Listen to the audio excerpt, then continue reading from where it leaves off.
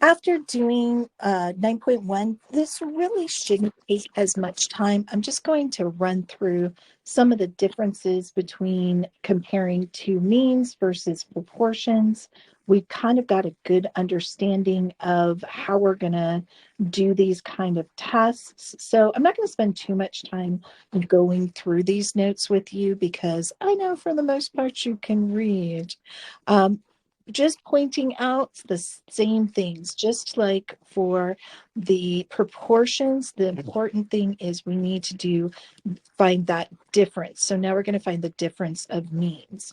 Just like proportions, we're going to use that equal to. So if I subtract one minus the other, and then we've got three options. They can either be not equal to, we don't care which way, or we do care.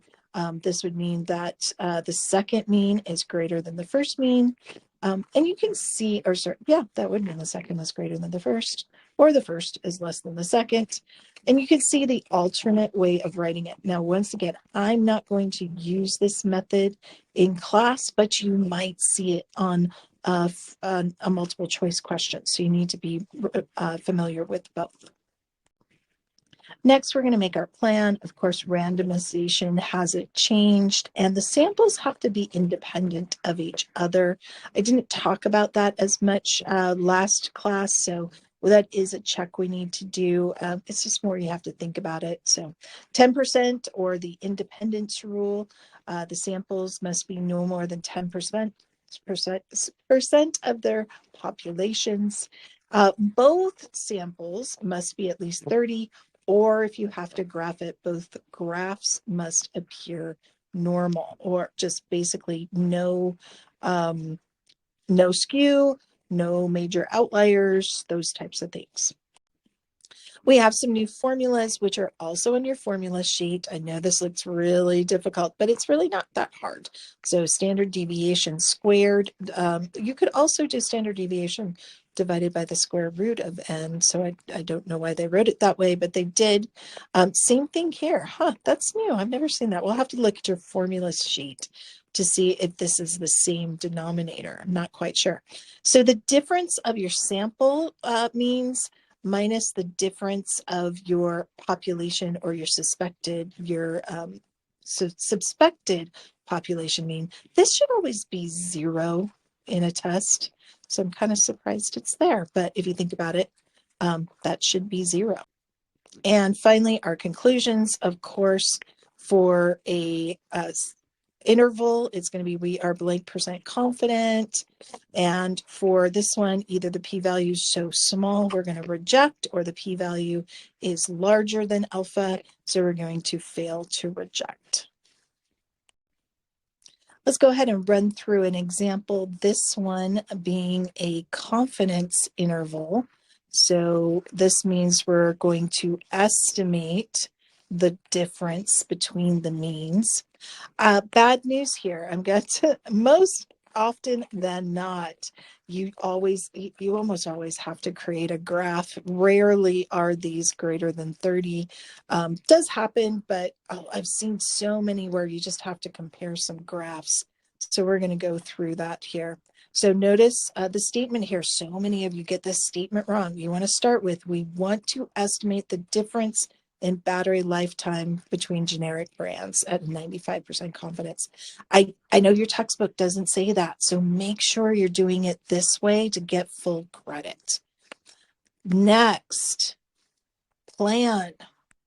We've got our random, okay, and the samples are independent of each other. I think I did forget to mention that in 10.1. So catch me on it if I do it in class when we were doing 10.2.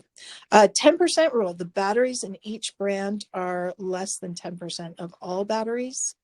And the histograms are unimodal. So notice we've got histograms here. Just a side note, dot plots are perfectly acceptable as well. Sometimes it's much easier to just throw together a dot plot than it is a histogram.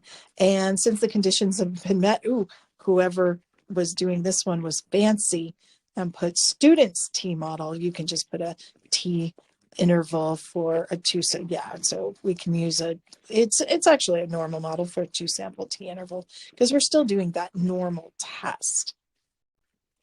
Next, I would take some points from whoever did that because they didn't draw a curve. Oh my goodness, let's fix that. All right, here's my curve. So you might be asking, where did I get that 18.6 from? And I get it from right here. That's our point estimate after we take the mean of 206 minus the mean of 187. I thought it was kind of interesting they used Y bars here instead of X bars. That's another odd one. I'm not sure why they used Y's and not X's, but they did. Another quick note here, it says finding the degree of freedom is complicated. So we're always going to do this on a calculator, or you're going to have a screenshot that gives you that info.